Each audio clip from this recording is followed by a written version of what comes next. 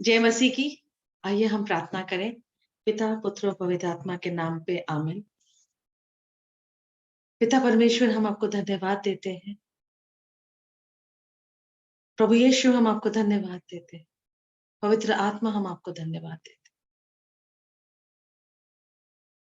पिता परमेश्वर, आपका प्यार इतना ऊंचा, इतना बड़ा और इतना गहरा है कि हम उसके बारे में ना समझ सकते हैं ना कह सकते हैं। पर हम जानते हैं, क्योंकि आपका वचन कहता है कि आपने हमसे इतना प्यार किया कि आपने अपने एकमात्र पुत्र को हमारे लिए बलिदान दे दिया, ताकि हमें अनंत जीवन दे मिल सके। पिता परमेश्वर, हम आपको भरपूर दिलो जान से आपको हम धन्यवाद देते हैं इस प्यार के लिए। आमेन। ओके। आज मैं आपको कुछ अपने बारे में बताना चाहती हूँ। कुछ ये कहना चाहती हूँ कि कैसे अब मैं युद्ध का सामना कर सकती हूँ। हुआ ये था कि किसी ने मुझे बहुत बहुत ज्यादा मुझे लोगों के सामने इंसल्ट कर दिया था। और जब वो इंसल्ट हो रही थी, अगर पहले वाली वंदना होती तो शायद उसको पलट के जवाब देती। उसने एक जवाब दिया, उसको दो देती।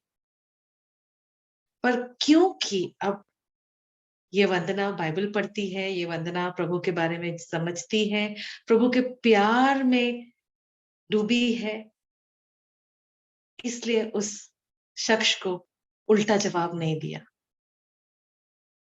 बल्कि उसे माफ किया, समझा कि गलती उसकी नहीं है, खराब वो नहीं है व्यक्ति, पर वो जो अदृश्य नेगेटिव शक्ति है, जो इस शख्स के द्वारा मेरी श्रद्धा की परीक्षा ले रही, मेरे प्यार की परीक्षा ले रही। और क्योंकि प्रभु का वचन कहता है रोमन्स के अध्याय 5 वचन 5 में, जो मैं पढ़ूंगी आपके लिए, आशा व्यर्थ नहीं होती, क्योंकि ईश्वर ने हमें पवित्र आत्मा प्रदान किया है और उसके द्वारा ही ईश्वर का प्रेम हमारे हृदय में उमड़ पड़ा है। क्या आप समझ सकते हैं? पिता परमेश्वर का प्रेम पवित्र आत्मा के द्वारा हमारे दिल में बरसाया गया है, वो उमड़ रहा है। और जब ये प्रभु का प्रेम हमारे अंदर है, तो मैं कैसे प्रभु की रचना को इंसल्ट कर सकती हूँ या उसे पलट के जवाब दे सकती हूँ? और ये जब मैंने समझा, तो मैंने उस शख्स को माफ किया कि प्रभु ये जानते नहीं ये क्या बोल रहे हैं, और उसको एक प्यारा सा एक संदेश भेजा कि मैं तुमसे प्यार करती हूँ, और मेरी वजह से जो तकलीफ हुई है उसके लिए मुझे माफी कर दीजिए। और ये कहा कि मैं मुझे विश्वास है कि प्रभु ने आपको बहुत सारे आशीर्वादों से नवाजा है। आपको पता है ब्रदर एंड सिस्टर्स, ये जब मैसेज लिख के भेजा, कुछ देर के बाद उधर से मैसेज आता है, आई एम सॉरी। अभी ऐसा क्यों हुआ? क्यों वो शख्स ने मुझे माफी किया, जबकि उसने मुझे इंसल्ट किया था? फिर क्यों मुझे माफ किया? क्योंकि पता है, जब मैंने प्यार में ऑपरेट किया, जब मैंने प्रभु के प्यार से उस इंसान को, शख्स को समझा और उसे माफ किया और प्यार किया, तो वो शख्स के अंदर जो नेगेटिविटी थी वो बाहर निकल गई, और उसने भी तुरंत मुझे उस प्रभु के प्यार में समझ के मुझे भी माफ किया और मुझे बोला और मुझसे माफी मांगी। देखिए, मुझसे माफी मांगने की कोई बड़ी बात नहीं, पर माफी मांगने का मतलब होता है कि इंसान अपने ह्यूमन नेचर से काम नहीं कर रहा है, पर वो प्रभु का नेचर इस्तेमाल कर रहा है, आध्यात्मिक नेचर, आध्यात्मिक समझ यूज कर रहा है। और आपको पता है ये प्यार उस शैतान को हराने का सबसे बड़ा, आपके पास एक टूल है, आपके पास एक वेपन है, आपके पास एक लड़ाई करने की जो एक अ, जो जो आपका एक शस्त्र होता है वो है। प्रभु का वचन कहता है कि हम अपने सामर्थ्य से कुछ नहीं कर सकते।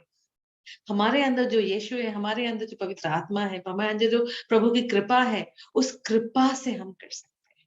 इसका मतलब अगर सामने वाले ने मुझसे मुझे माफ किया और मुझसे माफी मांगी, मतलब उसके अंदर प्रभु की कृपा थी, इसलिए वो कर सके, इसलिए वो इंसान प्यार से ऑपरेट कर सका। और उससे क्या हो पता है, हम दोनों के अंदर जो एक बीच में जो एक अनबन की एक बंधन बन गया था, उससे हम छूट गए।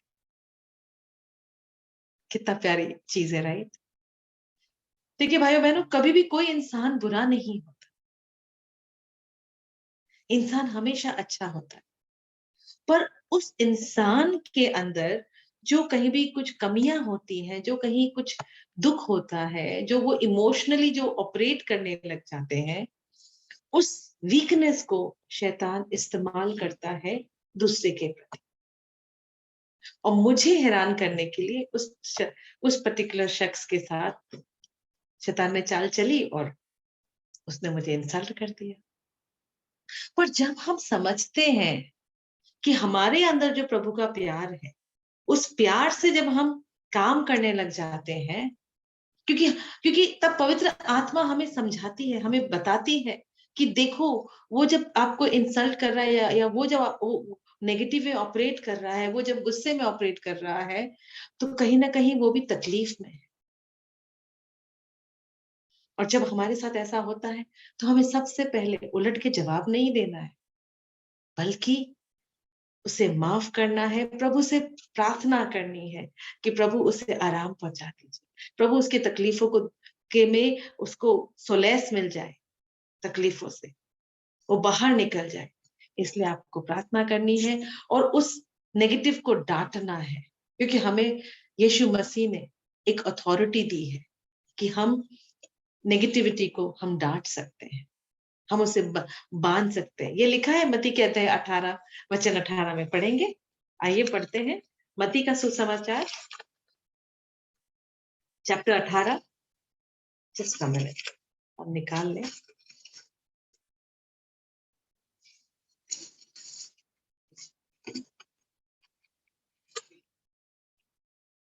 ओके, हाँ, यहाँ पे यीशु मसीह कह रहे हैं, मैं तुमसे यह कहता हूं, तुम लोग पृथ्वी पर जिसको जिसका निषेध करोगे, स्वर्ग में उसका निषेध रहेगा, और पृथ्वी पर जिसकी अनुमति दोगे, स्वर्ग में भी उसकी अनुमति रहेगी। तो हमें क्या करना है? सबसे पहले, क्योंकि हमें प्रभु ने अथॉरिटी दी है, हम प्रभु यीशु के नाम पे उसे निषेध, मतलब उसे बांध सकते हैं, बंधक बना सकते हैं, उस नेगेटिविटी को, उस प्रिंसिपैलिटी को, उस शैतानी शक्ति को। और जब हम ऐसा करते हैं, स्वर्ग में भी वो बंधक बन जाते हैं। और हमें इंसान के लिए जो तकलीफ में, उसके लिए हमें आशीर्वाद, हमें प्यार, हमें उसके लिए बंधन से छुटकारा, उसके लिए चंगाई को रिलीज करना है, को यहाँ पे लिखा है ना, उसको अनुमति देना है। और जब हम अनुमति देते हैं, जब हम रिलीज करते हैं, तो स्वर्ग में भी वो उसकी अनुमति रहती। इसके आगे 19वीं कड़ी में ये कहा गया है, मैं तुमसे यह भी कहता हूं, यदि पृथ्वी पर तुम लोगों में दो व्यक्ति एक मत होकर कुछ भी मांगेंगे, तो वह उन्हें मेरे स्वर्गीय पिता की ओर से निश्चय ही मिले। क्योंकि जहां दो या तीन मेरे नाम से इकट्ठे होते हैं, वहां मैं उनके बीच उपस्थित होता हूं। ना 19वां वचन के हिसाब से ये प्रभु यीशु कह रहे हैं, जब दो और दो से अधिक प्रभु यीशु के नाम पे अग्री करते हैं, कोई भी एक मत होते हैं, सहमत होते हैं, तो स्वर्ग में स्वर्गीय पिता भी सहमत होते हैं। इसे कहते हैं अग्रीमेंट प्रेयर। और जब हम ऐसा करते हैं, तो जरूर रिजल्ट आता है। क्यों ऐसा रिजल्ट आता है? क्योंकि जहां दो और दो से अधिक इकट्ठे होते हैं, वहां पे यीशु मसीह उपस्थित है। आज आप और मैं इकट्ठे हो रहे हैं ना, मैं बोल रही हूँ, आप सुन रहे हैं, तो हम दोनों के बीच कौन बैठा है? यीशु मसीह। सॉरी, बैठे हैं यीशु मसीह, यीशु मसीह उपस्थित हैं। और अगर आप और हम किसी भी चीज के लिए अग्री करते हैं जो स्वर्गीय है, जो स्वर्गीय से निमित की गई है, जो गॉड से बनाई गई है, जो, तो जरूर वो पूरी होगी। जैसे चंगाई, जैसे तकलीफों से छुटकारा, जैसे अ, आध्यात्मिक सोच, ये सारी चीजें हम रिलीज कर सकते हैं by agreeing between us, because ये प्रभु का प्रॉमिस है और प्रभु अपने वचन से कभी नहीं हटते। तो आइए आज ये समझे कि प्यार कितना जरूरी है, और कैसा प्यार? प्रभु का प्यार, अगापे लव। इसके बारे में हमने काफी बार चर्चा की है, उसकी वीडियो लिंक हम डिस्क्रिप्शन बॉक्स में देंगे, आप जरूर देखिएगा कि अगापे प्यार क्या है। अगापे प्यार मतलब प्रभु का प्यार। और जब इस प्रभु के प्यार से हम ऑपरेट करते हैं, सामने वाला शख्स अपने आप बंधनों से छुटकारा मिल जाता है उसे। और प्यार प्यार को खींचता है। जय मसीह की।